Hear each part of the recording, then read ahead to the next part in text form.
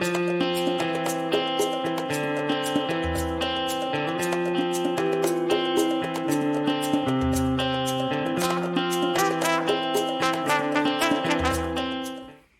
everyone, my name is Aletha Sheck and you have found Curious Classroom Adventures.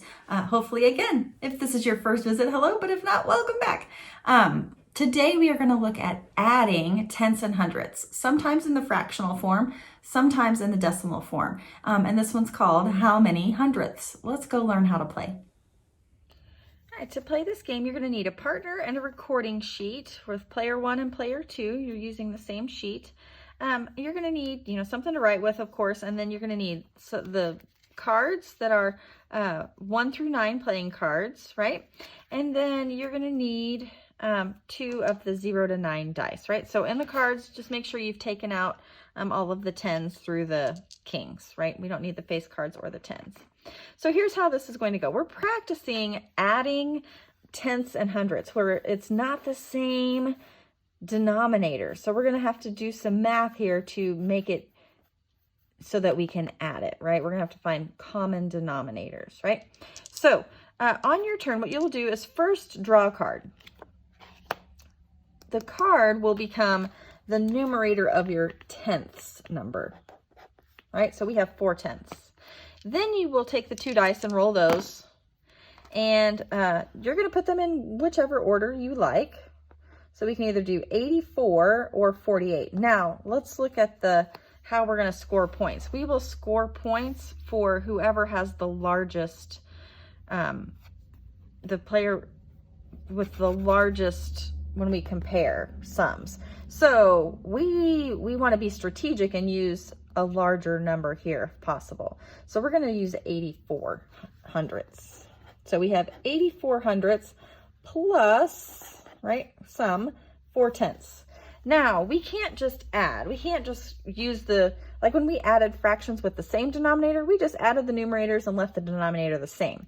Well, the denominator is not the same, so we can't do that. We can't just go 4 plus 84, right? That's not going to give us the right answer. We have to make this a hundredths fraction. That's pretty easy to do with tenths, right? The way to make this a common denominator is to multiply this whole fraction by 10, right? So 10 times 4 is 40. 10 times 10 is 100. So I've got 40 100ths, right? Now my denominators are the same and I can add. So hundredths is going to be my denominator, and I'll add the top.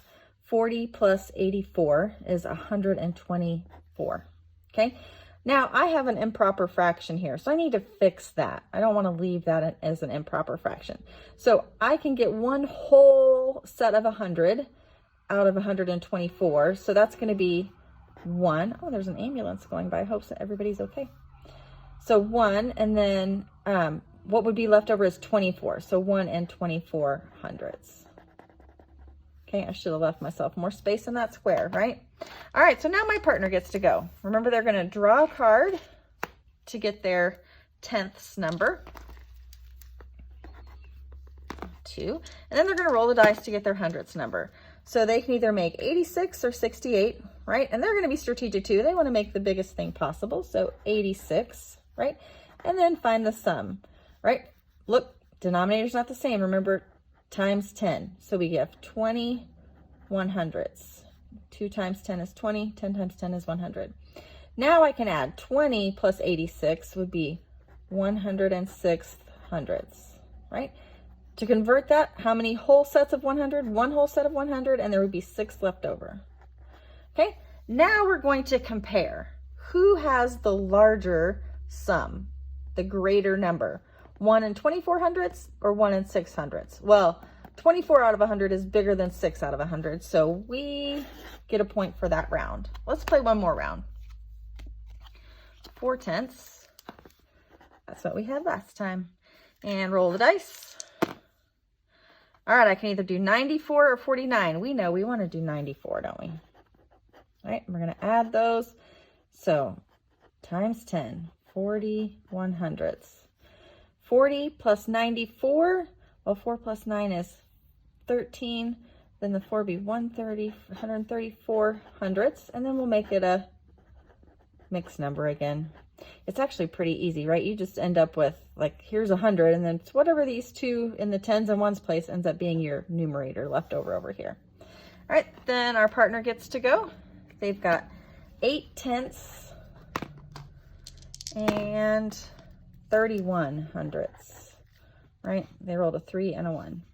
All right, they can add those. Remember, this will be 81 hundredths, right? 80 plus 31, that is going to end up being 111, right?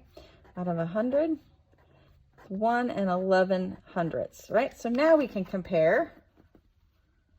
And we won again, because 34 hundredths is larger than 11 hundredths. So far we're doing well. We have 2 points. So you'll keep playing like this all the way to the bottom of the page, and whoever has the most points at the end of the game is the winner.